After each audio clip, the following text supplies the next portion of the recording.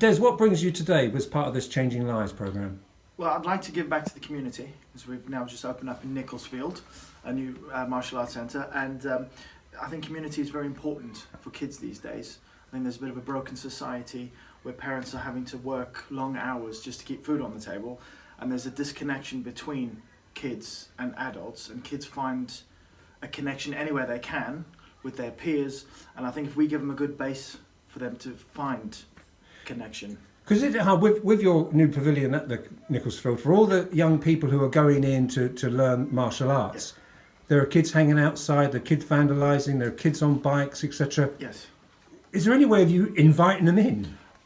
Funny enough, a few kids do come in to see what it's about. We've got quite a few kids that way, but they like the opportunities we give them. So how is the club, by the way, going? It's doing all right. We got up to 300 students already, so we've got a couple of kids going international, so we're getting there. So you think, is there a real connection between sport and getting kids off it's almost like a language you used to use in the 70s or something, isn't it? But getting kids off the streets.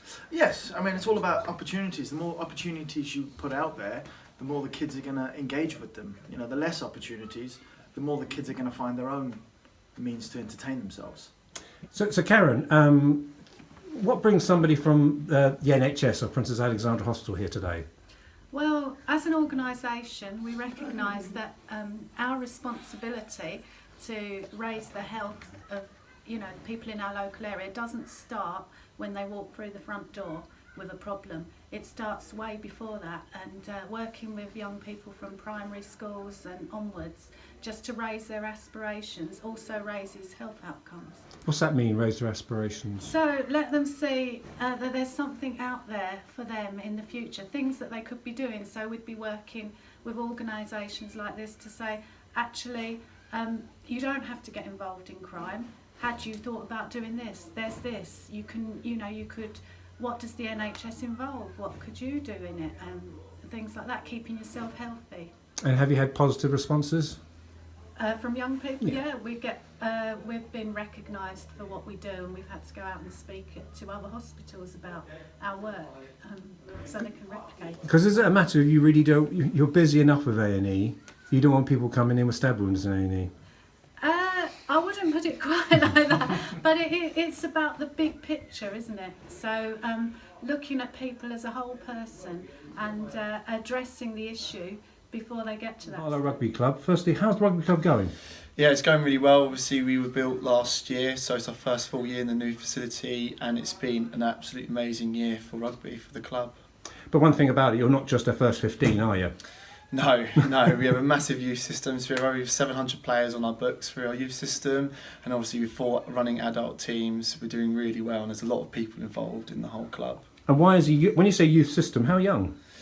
So we obviously take kids from the age of 6 all the way up to 17 until they then eventually move on to adult rugby.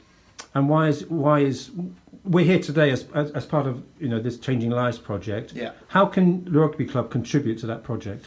Well, obviously with rugby, it gives people a sense of identity. The core values of rugby, is discipline, respect, team sportsmanship, playing as a team, and we just want to give those core values to kids. Kids that maybe led down the wrong path, and this whole point of the Changing Lives programme is why it attracted to us as a rugby club, so we can actually meet people that have maybe started to go down the wrong path, and then we can hopefully guide them using the core values of rugby to get them on the right path in life. So this isn't just a one-off for you as the rugby club. This is part of an ongoing relationship. Yes, I mean we're looking for something long term here. Hopefully this scheme will grow, and then we can hit more kids. Similar to the School of Hard Knocks programme that is ran sort of in the London borough areas, is something that now we can start looking in the wider areas and start to hit more kids as things are actually progressively sort of getting worse in the harder areas that we want to try and sort of nillify.